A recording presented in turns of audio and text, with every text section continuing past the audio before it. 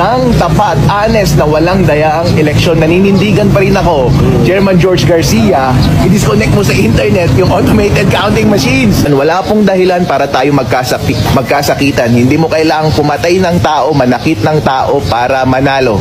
Ang posisyon ay bagay lamang na nag-e-exist sa ating daigdig. Okay lang namang matalo, wag nating piliin, hindi worth it na manakit ng kapwa mo o ng kalaban mo o patayin mo ang kalaban mo para lamang sa isang posisyon. Actually, yung mga taong gustong manakit at pumatay ng kanilang mga kalaban sa politika, sila lang yung taong gustong magnakaw sa gobyerno dahil mas malaki ang halaga ng kanilang nanakawin kaysa sa buhay ng isang tao. Kasi ako, medyo maayos na ako, narating ko na yung gusto kong marating, pero paano ang ating mga kababayan? Sila mismo hindi nila kaya iangat ang kanilang mga sarili dahil sa ating kurap at abusadong gobyerno. Kailangan nila ng tagapagtanggol, ng magdadala sa kanila, at walang ibang makakagawa nun kundi ang mga taong tapat, at ang tanging malasakit lamang ay ang kanilang kabutihan. Sinagot niyo ang katanungan ng mga napakaraming gulo sa ating bansa.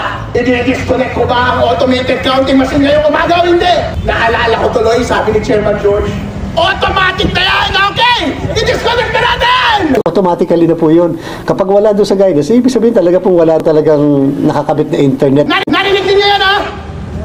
Sa araw ng eleksyon, huwag ninyong i-connect sa internet yung automated counting machines. Kailan lang natin i-connect? Kapag magta-transmit na. Maraming salamat po, Chairman George. I love you.